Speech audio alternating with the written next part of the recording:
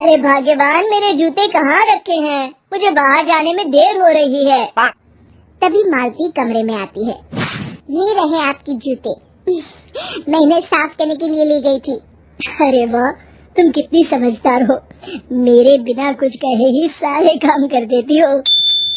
तभी मालती झिझकते हुए रमेश से कहती है, सुनिए जी, आपसे एक बात कहूँ, बुरा तो नहीं मानेंगे ना? अरे नहीं नहीं, बेफिक्र होकर कहो। शादी से पहले मैं अपने मायके में नौकरी करती थी। मैं चाहती हूँ कि अब मैं फिर से नौकरी करना शुरू कर दूँ। वैसे भी सारा दिन घर में बोर हो जाती हूँ। देखो मालती, तुम्हारे नौकरी करने से मुझे कोई ऐतराज नहीं है, लेकिन तुम्हें एक बात बता दूं, हमारे खानदान में आज तक कभी किसी औरत ने नौकरी नहीं की। फिर भी एक बार तुम माँ से पूछ कर देखो, अगर वो तुम्हें नौकरी करने की इजाजत दे देती है तो अच्छी बात है। रमेश वहाँ से चला जाता है। फिर उसी शाम मालती अपनी सास के पैर दबा रही होती है।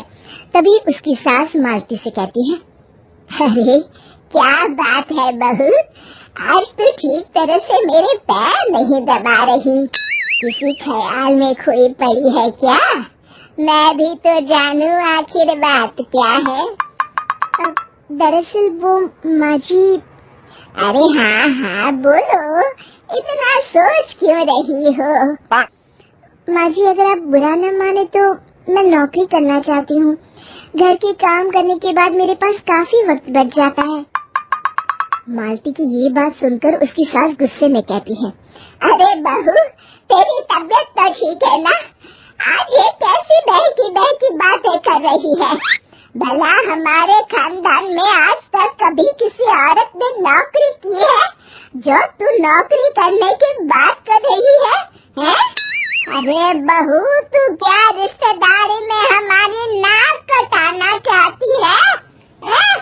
जितना जल्दी हो सके अपने दिमाग से नौकरी का भूत उतार दे। और अब जा, जल्दी से रसोई में जा, खाना बनाने का वक्त हो रहा है।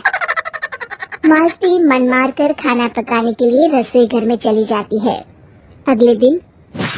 नमस्ते माँ जी, कैसी हैं आप? अरे आओ आओ दिवाकर बेटा, बैठो, मैं तुम्हारे लिए चाय मंगाती हूँ।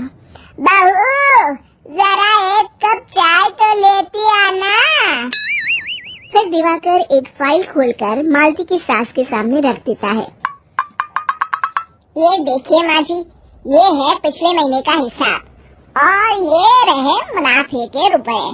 एक बार हिसाब देख लीजिए और इन कागजों पर अपने दस्तखत कर दीजिए। अरे दिवाकर बेटा, मैंने भला आज तक कभी तेरा हिसाब देखा है जो अब देखूंगी? ला बता, कहाँ दस्तखत करूं?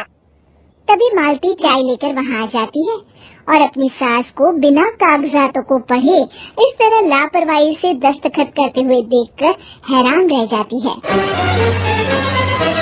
अच्छा माली, अब मैं चलता हूँ, फैक्ट्री में बहुत काम है। फिर दिवाकर वहाँ से चला जाता है। कुछ दिनों बाद मालती बाजार में कुछ सामान खरीद रही होती है। तभी एक बूढ़ा आदमी उसे आवाज देता है, अरे मालती बेटी, कैसी हो? मुझे पहचाना? मैं तुम्हारी कंपनी में मुनीम का काम करता हूँ। हाँ चाचा जी, मैं आपको बिल्कुल पहचानती हूँ। कहिए, कैसे हैं आप? मैं तो ठीक हूँ। कंपनी में कुछ भी ठीक नहीं चल रहा, यहाँ तक कि हमें ठीक वक्त पर तनख्वाह भी नहीं मिलती। ये आप क्या कह रहे हैं? अब क्या बताऊं, आप लोग तो कभी हिसाब किताब देखने दफ्तर आते नहीं।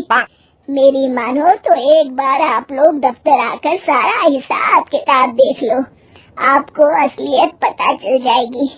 अच्छा बेटी, अब मैं चलता हूँ, देर हो रही है। फिर वो बूढ़ा वहाँ से चला जाता है। वहीं दूसरी तरफ मालती घर पहुँचकर अपनी सास को सारी बात बताती है।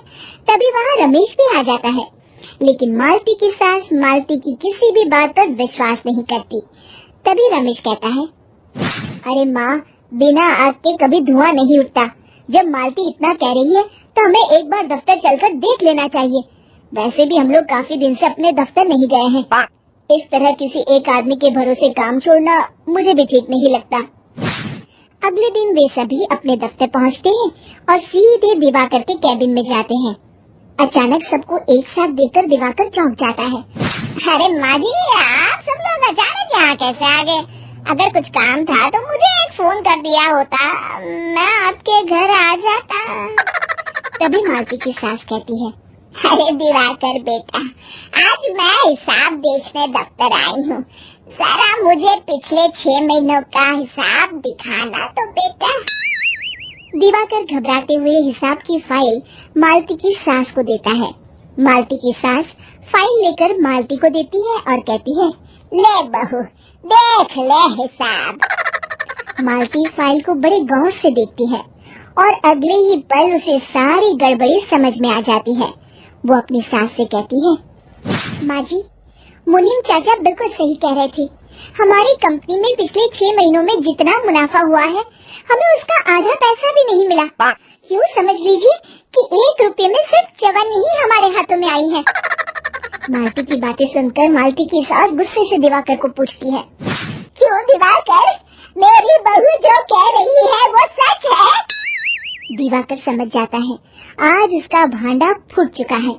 वो गिड़गिड़ाते हुए कहता है, मुझे माफ कर दीजिए माँ जी, मैं पैसों के लालच में अंधा हो गया था। अरे वाह दिवाकर, तू तो एक नंबर का चोर निकला।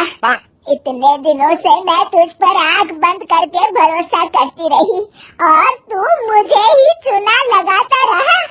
अभी के अभी निकल यहाँ से और दोबारा अपनी शक्ल मत दिखाना।